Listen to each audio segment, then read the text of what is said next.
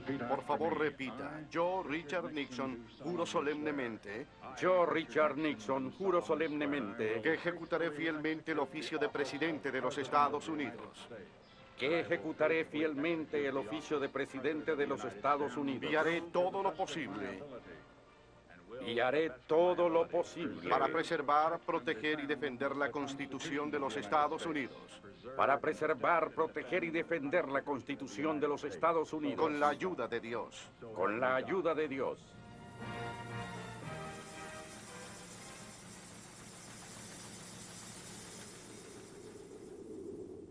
Nixon renuncia.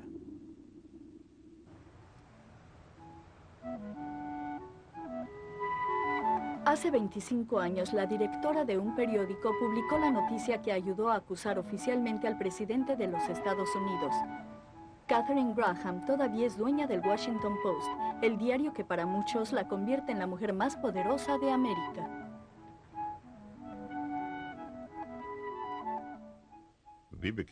Nos volvimos buenos amigos en circunstancias extraordinarias, porque yo era un hombre clave en la administración que ella estaba destruyendo, lo cual me convenció de que lo hizo porque creyó que eso era lo mejor para este país. Pienso que hay dos tipos de directores de periódico. Está el director para quien su periódico es una excelente manera de sobresalir. Es la tradición de los directores egocéntricos. En América hay varios como Hearst, conocido por las nuevas generaciones como el ciudadano Kane. En Inglaterra están los Northcliffe y los Beaverbrook, pero ese no era el estilo de Katharine Graham. Me siento muy intimidada.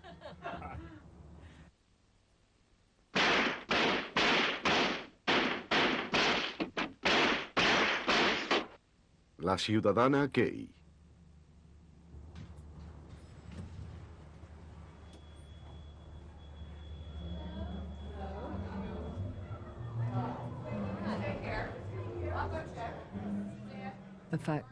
El hecho de que yo fuera mujer, de que estuviera en Washington y que el periódico jugara un papel muy importante en el caso Watergate, me dieron fama de ser una mujer muy poderosa, pero yo nunca me sentí así.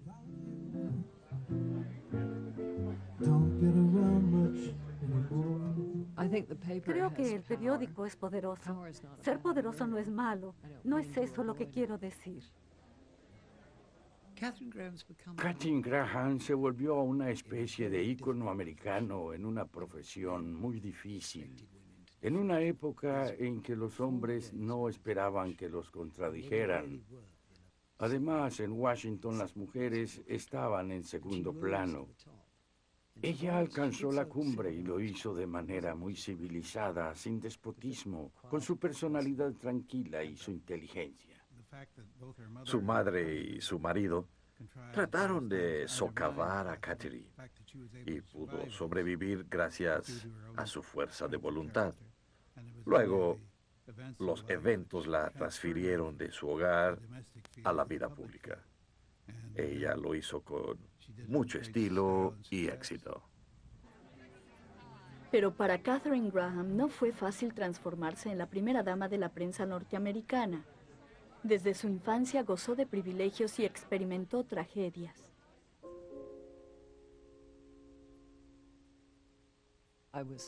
Era tímida, no tenía confianza en mí misma, pero al mismo tiempo me llevaba bien con todo el mundo.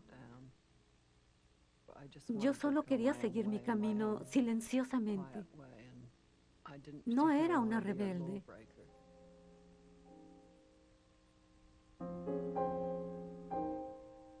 Vivíamos una vida privilegiada. Teníamos mansiones con muchos sirvientes, jardines, piscinas en el verano y una gran casa de invierno en Washington con enormes jardines. Mi padre era una de las personas más ricas del país. No estaba entre los súper ricos, pero tenía mucho dinero. Él fue mi consejero. Fue el hombre que creyó en mí. Diría que mi madre era distante, glamorosa y atemorizante. Era muy exigente. Su indiferencia socavaba nuestros intentos de complacerla. Era muy indiferente con todos los que la rodeaban y especialmente con sus hijos. Kay siempre hizo lo que los adultos esperaban de ella y le reportaba a sus padres todo lo que hacían los otros 3 hermanos. Y creo que no se daba cuenta de que ella era la peor soplona de toda la región. No sabía lo que era ser soplón. No tenía idea de que les decía a mis padres cosas que mis hermanos no querían que dijera. Estaba reportando las noticias.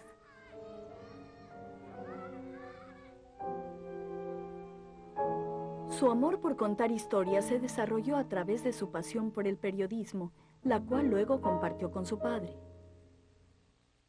Eugene Meyer estaba fascinado por el talento de Kay, aunque no sé si alguna vez se lo dijo. Recuerdo que solía decir, observa a mi pequeña Kay, tiene cualidades que la convertirán en una mujer muy interesante. En 1933, Eugene Meyer compró el Washington Post, un periódico que estaba en la quiebra, con muchas deudas y pocas ventas. Aunque era republicano, prometió mejorar el periódico haciéndolo políticamente independiente. Cuando Catherine se graduó de la universidad, le dio un trabajo. Durante su primer año en el Post, conoció a un joven y brillante abogado llamado Phil Graham. Su vida jamás volvió a ser la misma. Phil Graham era un hombre muy atractivo, interesante, divertido, ingenioso, ecléctico y fascinante, muy fascinante. Ella y Phil se gustaron de inmediato y creo que se hicieron novios a las 3 semanas.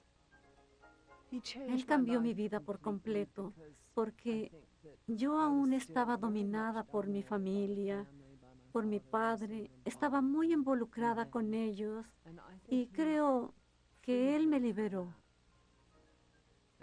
Me dijo que nunca tomaría nada de mi padre. Nos mudamos a una pequeña casa sin amueblar en los suburbios. Era una casita muy anónima y la amábamos. Fue estupendo. La trataba de un modo parecido al de su madre, con impaciencia. Él decía, demuestra lo que puedes, no hables a menos que tengas algo importante que decir, lo cual es sofocante. Además, parecía que se había aliado con la madre de Kay de una manera un poco desagradable. En mi opinión, él era encantador con sus suegros, a veces a costillas de Kay. En 1945, Eugene buscó a un sucesor, le pidió a su yerno y no a su hija que se uniera a la junta directiva del Post. Mientras Phil empezaba su carrera, Catherine se dedicó a ser ama de casa, esposa y madre. Mi padre era chapado a la antigua, o mejor dicho, una persona típica de sus tiempos, y pensó que un hombre, no una mujer, debía ser el director. Por eso le dio el Post a Phil y no a Kay. Phil se convirtió en director a los 31 años de un periódico con muchos problemas. Parece maravilloso, pero al mismo tiempo fue muy difícil. La vida en la familia Graham fue dañada por el Washington Post. Crecimos con la idea de que lo único que importaba era lo que había pasado ese día en Washington.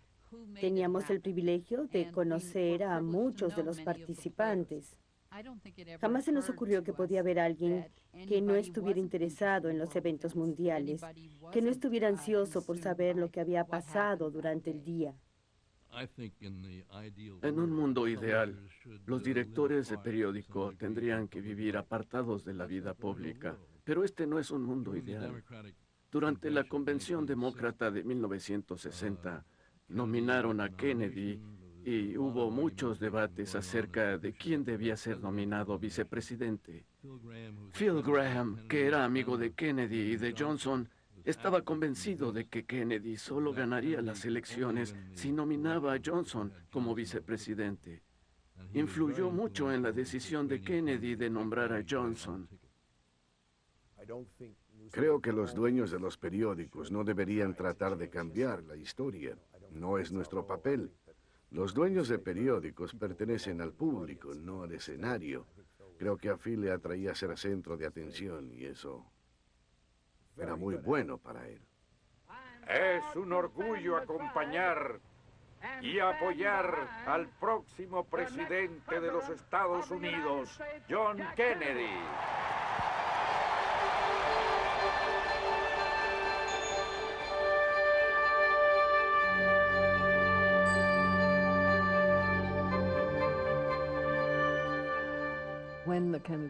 Cuando llegaron los Kennedy, Washington cambió bastante. Eran jóvenes y al mismo tiempo muy machos, puercos.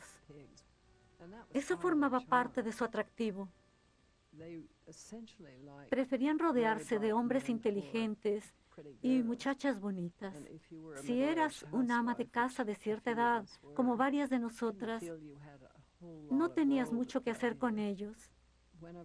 Siempre que veía al presidente me aterrorizaba porque él era tan fascinante, divertido y atractivo. Pero como era un ama de casa madura, pensaba que lo aburriría y como pensaba así, eso fue lo que ocurrió.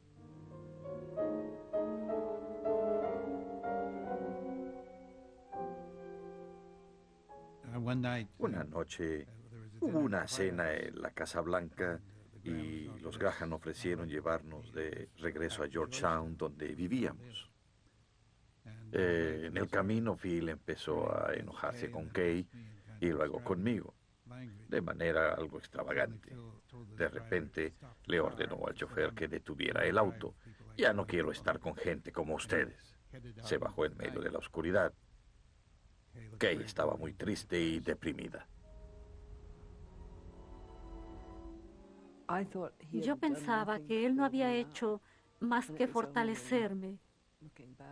Y solo después me di cuenta de que al mismo tiempo que me fortalecía, me abatía. Lo cual se volvió evidente cuando yo engordé y él empezó a llamarme Porky. Hasta me regaló una cabecita de puerco fabricada en Francia. A mí me pareció chistoso. No se me ocurrió que a lo mejor no era tan divertido. Y me convertía en el hazmerreír de la familia. Con el tiempo empezó con sus ciclos de depresión que iban volviéndose peores. Eso era lo que le pasaba, pero yo no me di cuenta. Pensé que estaba sufriendo un colapso nervioso. Una vez Kennedy me dijo que la línea entre la cordura y locura en Phil Graham era muy sutil. Y creo que tenía razón. La tenía. En 1961, la ambición de Phil lo llevó a Nueva York para anexar la revista Newsweek al imperio del Washington Post. La mayoría pensó que era una decisión creativa, pero otros lo vieron como un síntoma de su creciente frenesí. El año siguiente inició una relación amorosa con una joven reportera de Newsweek.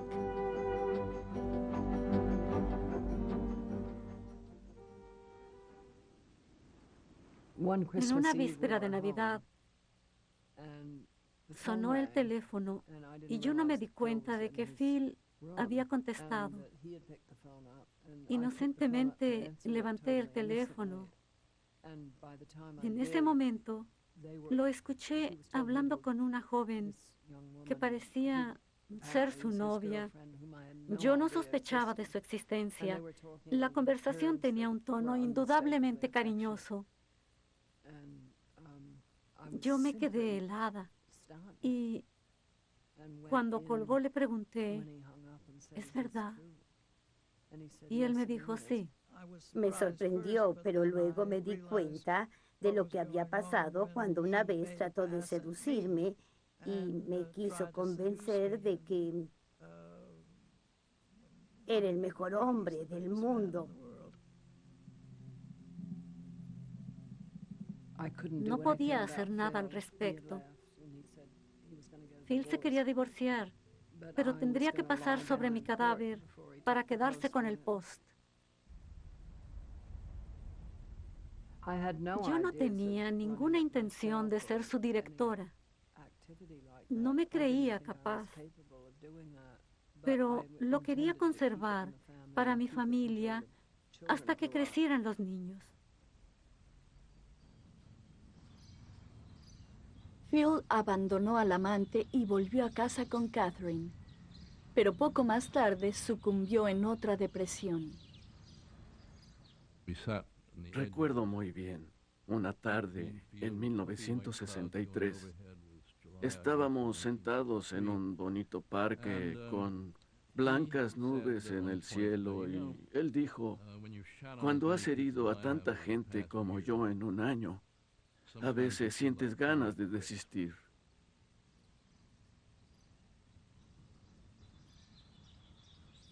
Aunque pareciera lúcido, la enfermedad de Phil había alcanzado un punto crítico.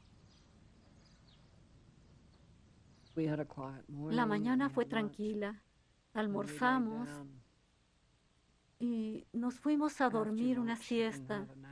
Más tarde él se levantó y dijo que iba a la otra habitación. Tenía su propio cuarto donde solía ir. Poco después escuché un disparo.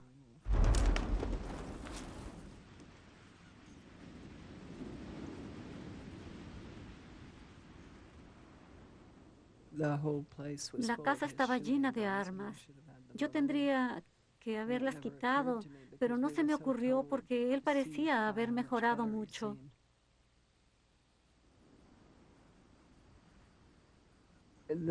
Fue un shock terrible y fuimos a varias ceremonias. Las ceremonias ayudan a alejarse de la realidad por un tiempo.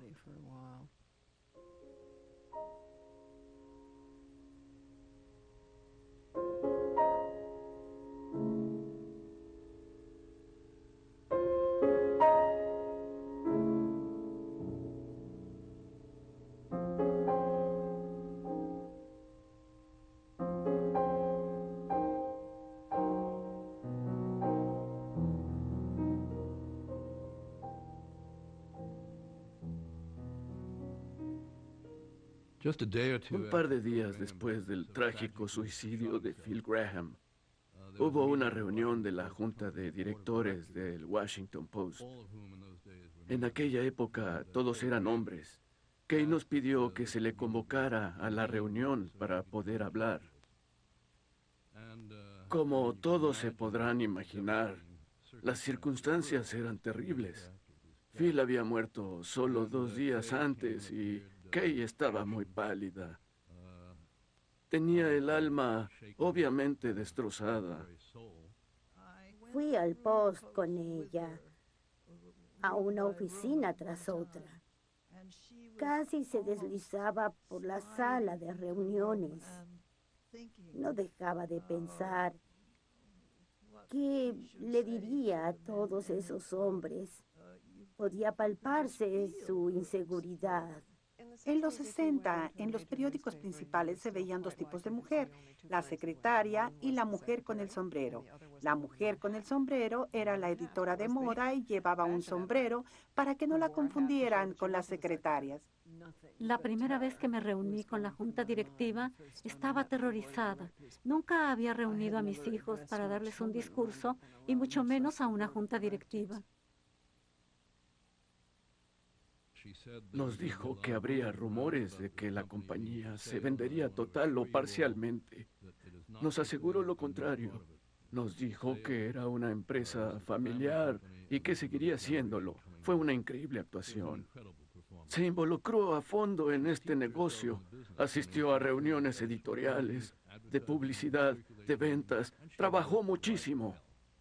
El prestigio de Katharine Graham en Washington comenzó a aumentar, pero en 1966, gracias a la fiesta de blanco y negro, se convirtió en un personaje de fama nacional.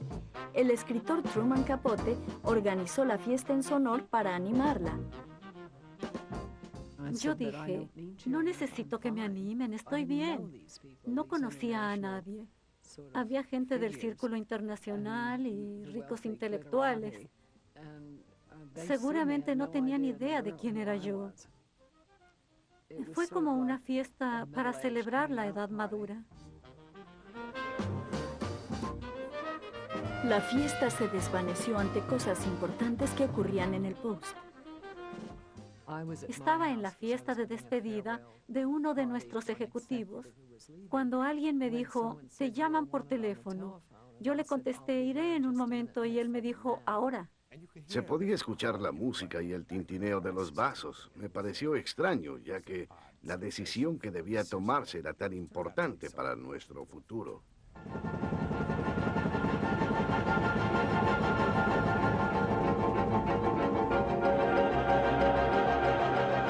Se trataba de decidir si publicar unos documentos secretos del Pentágono que revelaban la verdad de la participación del gobierno en Vietnam.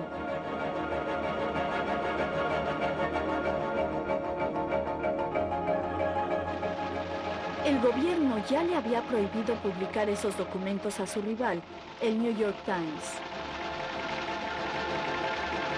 Los documentos robados le estaban siendo ofrecidos a Katharine Graham. Ella sabía que si los publicaba se arriesgaría a emprender una batalla legal y a sufrir la venganza de Nixon y de la Casa Blanca. La administración de Nixon estaba en contra de la prensa en general y del Washington Post en particular. Así que ellos ya nos despreciaban.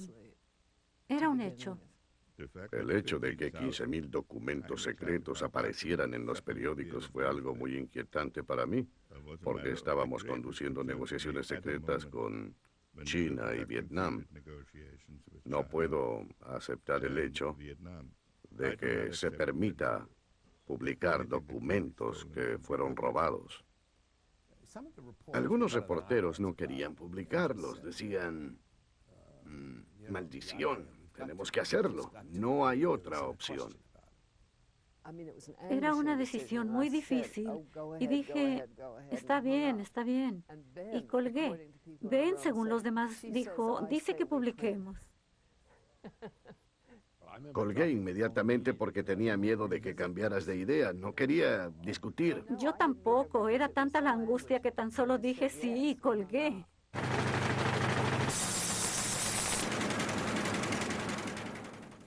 Fue una decisión vital para el crecimiento del periódico. Si no los hubiésemos publicado, no estaríamos al nivel en que estamos hoy. Publicar los documentos nos dio confianza en el periódico. Y pronto descubrimos que Katharine Graham era capaz de apoyarnos en cualquier circunstancia, cualquiera.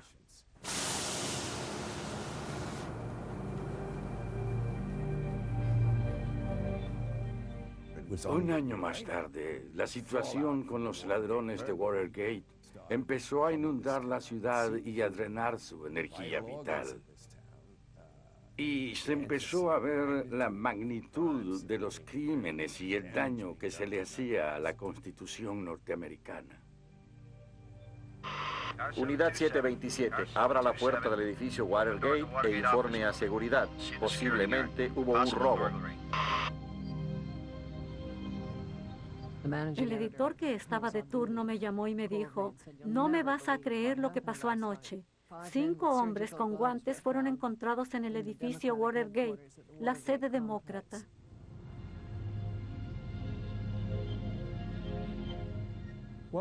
Lo extraño era que el grupo de ladrones llevaba trajes.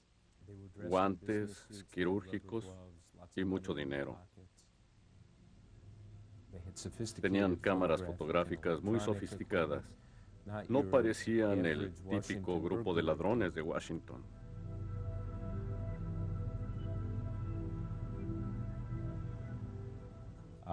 El sábado por la mañana fui a su proceso en el tribunal y el juez le preguntó a James McCord dónde había trabajado antes. Él murmuró, en la CIA. El juez dijo, ¿qué? Y McCord contestó, CIA. En esta ciudad esas 3 letras son muy importantes. Si las escuchas de repente se te despierta el interés. Estaba sentado en la primera fila y se me escapó. Dije, diablos.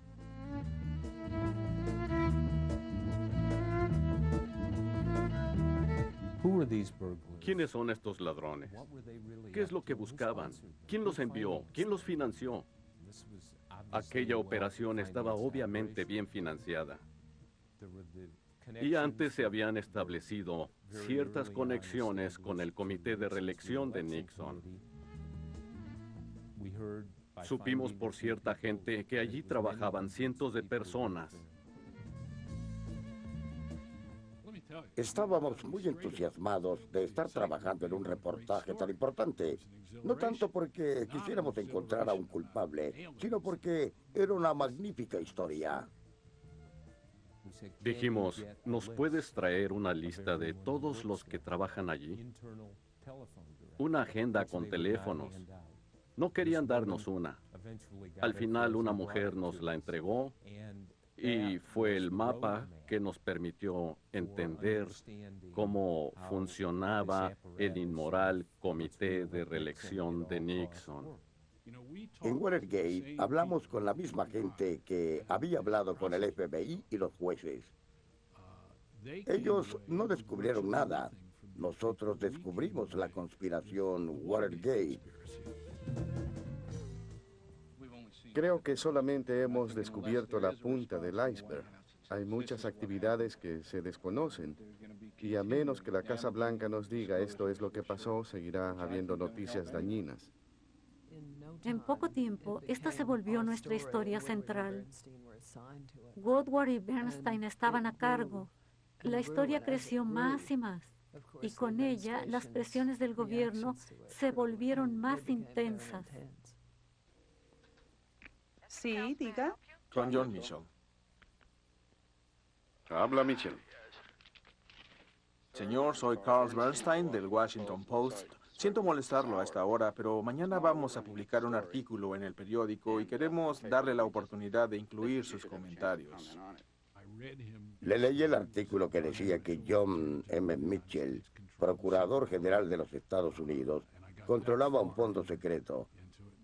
En ese momento el señor Mitchell dijo, Dios mío. Le leí un poco más y repitió, Dios mío.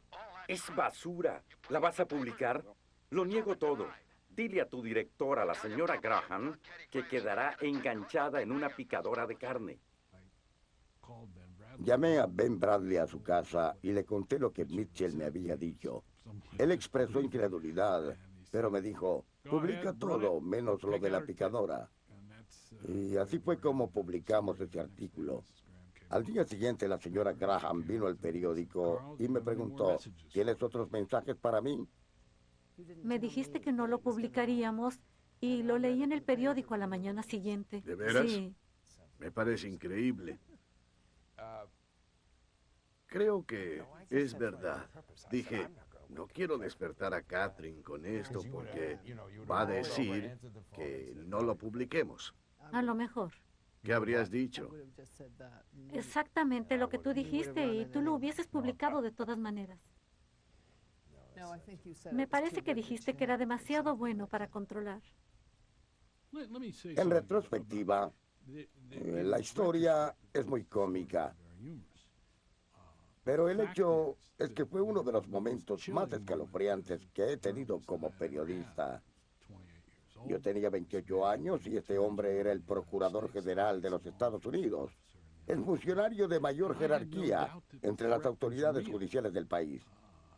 Yo no tenía duda de que la amenaza fuera real. Entonces la administración de Nixon trató de perjudicar al Washington Post, quitándole sus 2 licencias televisivas. Teníamos 2 licencias televisivas que necesitaban ser renovadas y 4 grupos relacionados con el gobierno nos desafiaron. Esto hizo que el valor de nuestras acciones cayera y la empresa valiera la mitad de lo que valía antes. Primeramente, quiero decir que tengo plena confianza en la integridad del presidente Richard Nixon y en su determinación y habilidad en resolver el caso Watergate para total satisfacción del pueblo norteamericano. Había mucha presión para que fuéramos precisos y justos, para que nadie nos contara algo falso o nos alejara de nuestro objetivo. Ella venía y decía, ¿qué tenemos esta noche? Y luego decía, ¿estás seguro? O algo parecido. Ben tenía una oficina con vidrios. Ella bajaba y se sentaba en su oficina y todos observábamos, preguntándonos qué estaba pasando y tratando de leer sus labios, interpretar sus gestos. Si se inclinaba hacia adelante estaba enojada y si era hacia atrás estaba contenta. Había tensión en todo el edificio y yo era la responsable de todo. Yo respeto la libertad de prensa. Lo que no respeto es el periodismo escuálido del Washington Post. Este es mi punto de vista. Se preguntarán por qué se porta así el Washington Post. Ellos mismos tendrán que contestarles. Nixon estaba convencido, con razón, de que la prensa estaba dominada por los liberales y que los liberales creían tener una contienda a muerte con él. Y pensaba, además, que el líder era el Washington Post.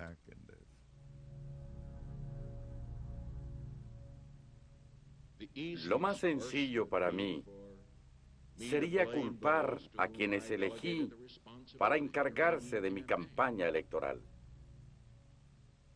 Pero eso sería muy cobarde. Cuando el gobierno está enojado y quiere hacer daño, hay que tener miedo, hay que preocuparse. Tal vez no haya que tener miedo, pero ellos son muy poderosos. No habrá encubrimientos en la Casa Blanca. La gente amiga me dijo, ¿sabes lo que haces? Estás loca. Si te pueden hacer daño, lo harán. Nos daban órdenes 2 veces por semana de no hablar con nadie del Washington Post. Quien habló con el Post fue un famoso testigo a quien apodaron Deep Throat. Sus encuentros secretos con Bob Woodward ocurrían de noche en un estacionamiento.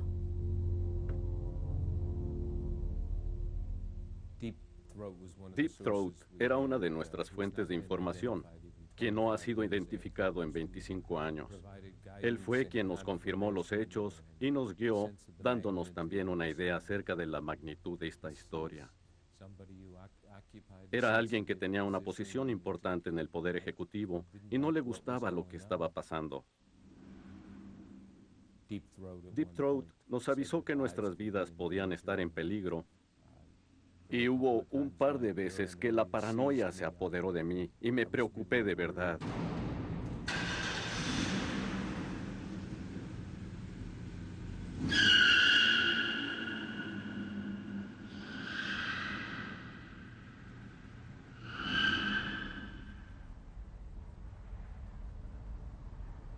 ¿Sabe quién es Deep Throat? Yo sí. Yo no. ¿Preguntó alguna vez? En cierta manera. A mí nunca. Le pregunté a Woodward. ¿Y él no te dijo? En su libro dice que él me lo habría dicho si yo hubiese insistido. Casi en broma le pregunté, dime quién es Deep Throat. Y él me miró a los ojos y me dijo, Es mejor que no lo sepas. no me molesta. Y de hecho, la gente me pregunta por qué no lo sé. Pensé que no era necesario tener la responsabilidad de mantener ese secreto. Y siempre le digo a la gente que es el único secreto de Washington que no se ha revelado. Y es porque solo ustedes 3 lo saben.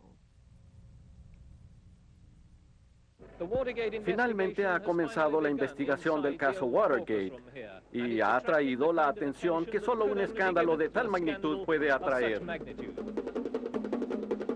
Nunca hubo una ocasión en la cual se dijo, vamos a publicar algo. Solo continuábamos y la historia iba aumentando en magnitud. Teníamos que seguir. No había otra opción. Quiero decir que uno no podía bajar al piso de edición y de repente decir, creo que es mejor dejarlo. No tiene sentido. La historia concluyó cuando al cabo de 2 años, ciertas revelaciones acerca del papel de Nixon en el encubrimiento del caso Watergate lo obligaron a renunciar.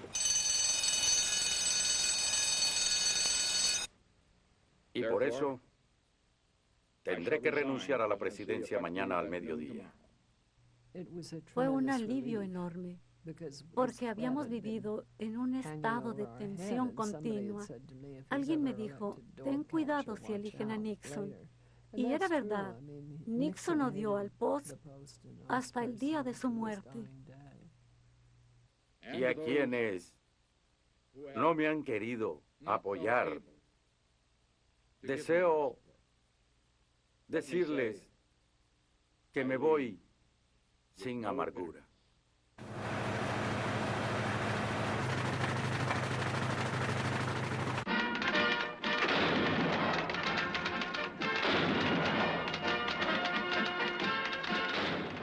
Me intrigaba saber cuál habría sido la sensación de estar en el lugar de Bob Woodward y Carl Bernstein, descubriendo y escribiendo una historia que resultó ser la más importante en la historia del periodismo y obligó a que renunciara un presidente por primera vez en la historia americana. Tuve que considerar cómo habría sido estar allí, saber lo que estaba pasando y vivir esos momentos. Y, obviamente, reconocer que estuvieron muy cerca de obtener la historia. Sí, diga. Hola, soy Bob Woodward del Washington Post. Sí, ¿qué pasa? Me preguntaba por qué su nombre y teléfono están en las agendas de 2 de los hombres arrestados en Watergate. Dios mío. Bob Woodward y Carl trajeron a Robert Redford a mi casa para desayunar y para que nos conociéramos. Pero no funcionó. No nos llevamos muy bien. Y él escribió un informe sobre esta reunión donde me criticaba bastante. Cuando vi Todos los hombres del presidente, me decepcionó descubrir que el título también se refería a todos los hombres del Washington Post, porque Kay fue una de las personas claves del proceso, fue muy valiente y fue la más castigada por su participación. Me dijo, no quiero aparecer en la película. No quiero estar representada en ella. Yo la escuché, pero eso no fue el motivo por el cual no apareció en la película. Eso fue solo algo que ella me dijo.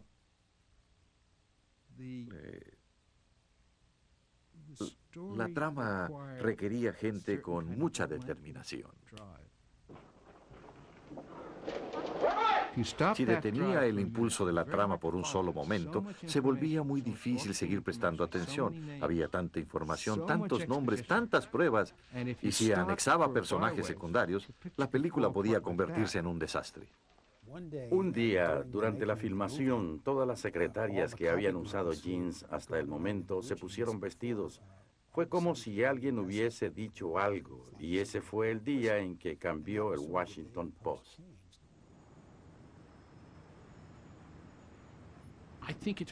Creo que es más difícil ser famoso, como se volvió el Washington Post después del escándalo Watergate, que ser un competidor bueno y agresivo. Creo que después del Watergate, el periódico se volvió un poco más cauteloso. Todo el periodismo se volvió más cauto después del caso Watergate. Creo que los personajes principales del Washington Post en la época del Watergate fueron los que causaron la dimisión de Nixon. Los políticos estaban un poco nerviosos por su pasado, de tal forma que la vieja guardia de Washington no quiso investigar a Reagan cuando ocurrió el escándalo Irán-Contras. Por esa razón no fueron tan agresivos. En realidad no es nuestro deber hacer caer al gobierno. Eso es arriesgarse a que el sistema se derrumbe. La gente de hoy día es más responsable, o mejor dicho, más cautelosa. Según nuestra Constitución democrática de este país, la prensa desempeña el papel de crítico del gobierno y es muy importante que lo haga responsablemente. Ahora mismo estamos determinando qué debemos reportar y cómo hacerlo. La prensa cree que cada cosa mala que flota en el océano es la punta de un iceberg y que por debajo hay una gran subversión del gobierno o algún otro delito. Así surgen todos estos escándalos: Filegate, Travelgate, Whitewatergate, Hillarygate, Billgate, Troopergate. Alguien tiene que ponerle fin a esta paranoia.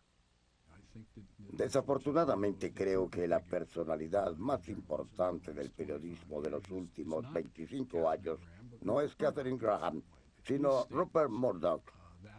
Su manejo de lo raro, lo obsceno, el sensacionalismo y los chismes ha influenciado mucho el periodismo. Mientras que los valores periodísticos de Ben Bradley, de Bob, los míos y los de Katharine Graham son mucho menos importantes hoy que en los tiempos del Watergate. Teniendo como escenario el complejo Watergate, a los 25 años del escándalo, aquí está Gordon Liddy.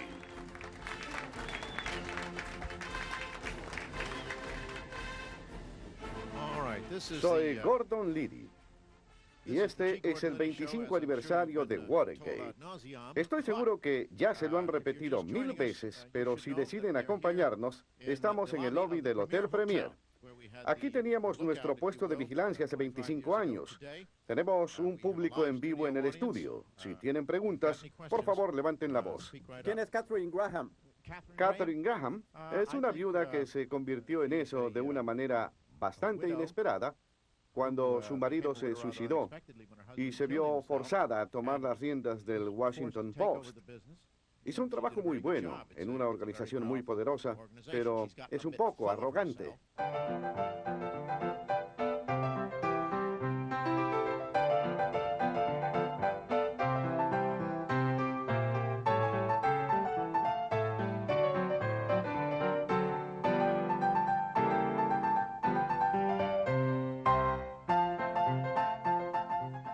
Mi madre adora a la gente y creo que siempre trató de ser amable, como con los Reagan.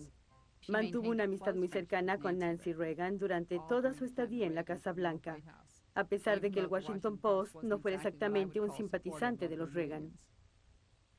Siempre traté de relacionarme con gente del gobierno en general y particularmente con los que no estaban de acuerdo con nuestra política. Cuando yo estaba en el gobierno, durante la época de mayor cantidad de protestas, cuando los periódicos no nos apoyaban y tal vez hasta instigaban a la protesta, ella me llamó 2 veces y me dijo: necesitas salir de la ciudad, vete a mi casa de campo. No me gustan las relaciones de acomodo en Washington. Katharine Graham fue una gran directora del periódico, sin duda alguna, pero me preocupaba. No puedo dejar de pensar en la influencia de la pareja Graham. El marido creó una presidencia, puso a Lyndon Johnson en la presidencia, persuadiendo a Kennedy para que lo nombrara candidato a la vicepresidencia. Así creó la presidencia de Lyndon Johnson. Su esposa hizo renunciar al siguiente presidente, o por lo menos fue una de las principales responsables. A menudo la gente ha dicho que causamos la renuncia del presidente y yo quiero enfatizar que no fue eso lo que pasó. Ningún periódico puede tener la capacidad de hacer algo así. Nosotros tampoco la teníamos. Lo que hicimos fue cumplir la función de cada periódico. Mantuvimos la historia con vida durante los primeros meses cuando ellos trataron de encubrirla. Katharine Graham tiene 80 años y su hijo es ahora el director del Washington Post. Aun cuando haya causado la imputación del presidente o no, será recordada como una rebelde que se elevó a la altura de las circunstancias para crear uno de los ejemplos más claros sobre el poder de la prensa.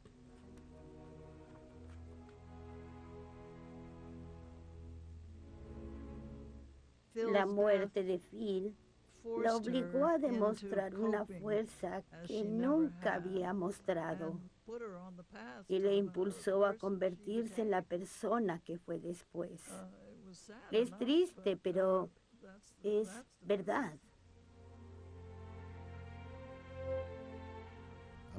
Estoy seguro que Phil Graham no me hubiera dado el trabajo, y estoy de acuerdo con él. Si tuviera un periódico, yo no querría dejar que un fulano se divirtiera y tomara todas las decisiones. Pero creo que, a su manera, ella fue mejor director que Phil.